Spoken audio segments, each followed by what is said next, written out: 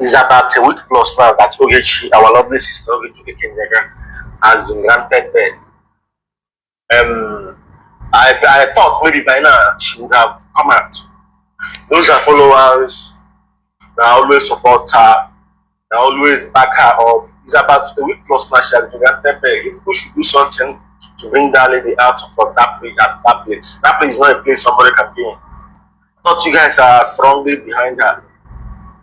What is still going on? Why is she still here? I wish I have the power, because according to what I heard, allegedly I heard that the air conditions are kind of difficult, not like to get it on. But at least you guys should do something. I wish I have the power. I would have done it, but I'm handicapped.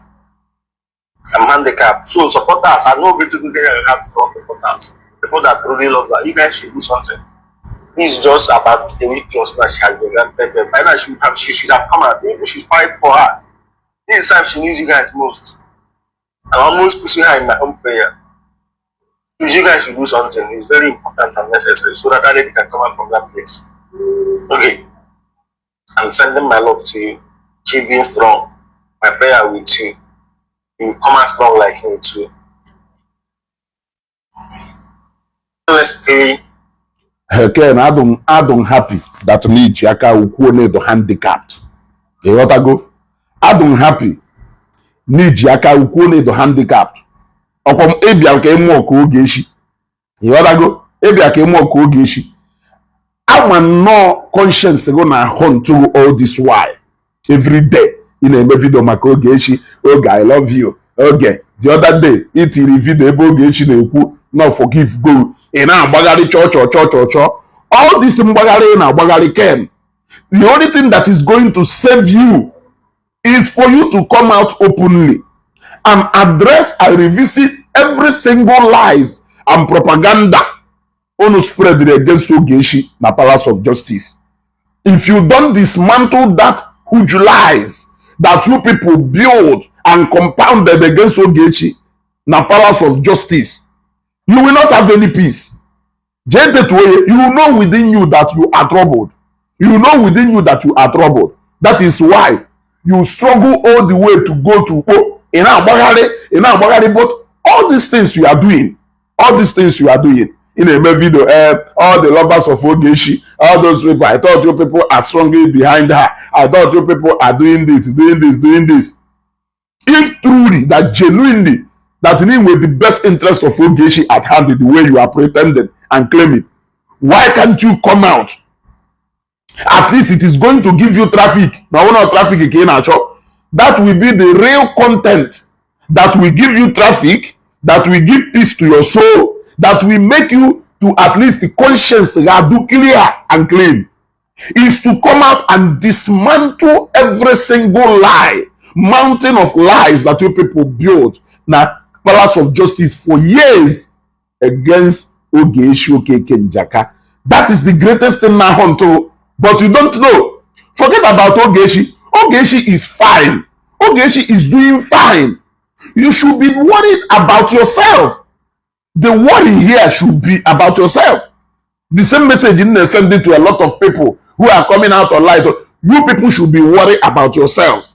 Some of you where your next meal is coming. Some of you do jobless. You don't have what you are doing. Some of you have one or two problems bothering you.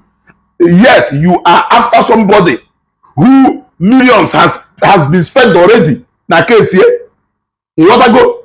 A guy has spent the go na case here. How long go? And he spent the quarter of that money. Ana majuga jojo. Case Ogechi na no case and they put in resources from different angles. When they clear. All one go on a position Ogechi is even one person that will come through for you. That is a question you should ask yourself. The moment you arrive at the answer, it will help you to know that Ogechi can. Some of you who is going to why can't you people start building another thing? No, because I am seeing that very soon Ogechi will start dancing again on social media, dancing for you. So why can't you plan on the next thing instead of video who somebody be assigned earlier, somebody be assigned earlier? You want to go? So Ken, I am telling you today, eh? Confess. If you know what I am talking about, you know a lot of lies you people build. Okay, you know that you are part of the genesis of problem Ogechi way today. You know, and there is no way you can run away from that guilt. There is no way. A lot of people has done that. So many people join alone then. Aputago, Goshala ha that they were pushed into saying this, that a lot of people, a lot ago, our own ship pilot inclusive, there are a lot of them who has done that and their conscience are clear today. They are clean today. But you, is that the lie you want to carry till the end of the world? I am asking you, Ken, how old are you now? How many years is this the guilt? You want your heart to always be heavy, knowing that you are carrying the greatest secret that is going to unlock a lot of senses of so many people on social media. When are you going to start talking? What do you need us to set a podcast for you so that you can run it as a podcast? I am asking you, do you want us to help you in any way so that you can arrive at a reality that this is a story you must tell one day? And if there is a day you must tell that story, why can't you tell that story today so that it can meet its needs in this particular time? Whether we are still here tomorrow or not, that is a secret you must one day come out. I know what is haunting you. Every my sweet Ogechi this, Ogechi that, Ogechi this, Ogechi that. That is the spirit of Ogechi haunting you. And I don't think that you want to carry that secret to an enemy. You are not going to buy tomorrow. You are not even buying anytime soon because you are still a young man full of life. I saw you at Ukpo.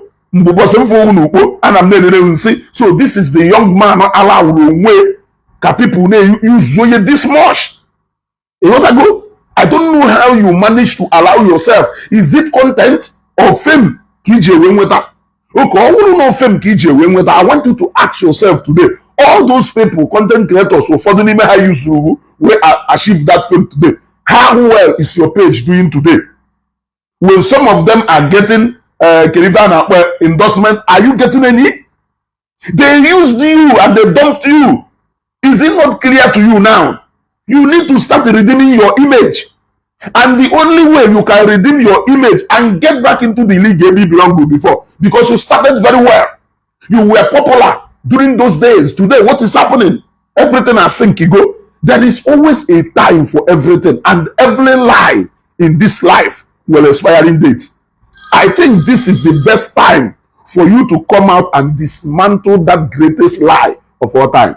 It is going to give life to your page. It is going to give you back everything that you have lost. But I know that within you, you know that something is pushing you in your conscience. Come out and clear yourself. Freedom. Come out and clear yourself. Freedom is very cheap. Freedom is very cheap, but it takes the highest level of decision and commitment for somebody to achieve the level of peace I'm talking about. Come and clear your conscience. Yes, come and clear your conscience. We need it now. You need to come out. Na Palace of Justice.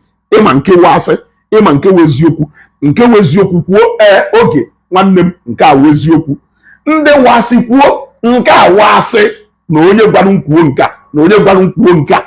It is not difficult. Mana iju na ihe eme pụta na achọ those supporters of Ogechi, those people who claim to love Ogechi, those people who claim to love Ogechi. In a case Ogechi went to Nigeria, you should know that people are solidly behind her. If people are not solidly behind her, we know what they plan for her. Yes, for those plans hanging for her to be successfully dismantled, Ogo see that indeed there are people who love her. So don't bother about Oge. You should be worried about yourselves. The same thing with some of these guys. You know, share this video 10 times for a giveaway of 2,000. A large apostle, David dear, Manena Pota, Abia, Amago Geshi. None a case where millions are going out. Eh? Do you think that what is happening is a joke to you? Eh? Don't be worried about Ogechi. Either do worried about Ogechi in Oduka, former governor Chris Nwabeze Ngige case in a court. Why are you bothering yourself when he and his loyalists can comfortably handle whatever case you will? You don't need to pity him. Eh? Innocent when the case within the Diamond Bank, the file or the Wish Bank, that. Why are you being bothered? He has all the money in the world to hire the whole legal practice. So, in fact, you should be worried about yourself. What if you find yourself in such case? Ogechi fight the wrong way. What will be your fate? If you have never sit down to ponder and think about this, okay, Ogechi managed to handle her own. Ogechi managed to get all the support she needs. Ogechi did it. What of you? If you find yourself in this situation, what will be your fate? The day you begin to ask yourself these questions, I'm talking about people, then I'll be assured their ignorance. The day you begin to ask yourself this question, the better for you. The better for you. You want to go share this video. Go with a can. You want to go. Dalon.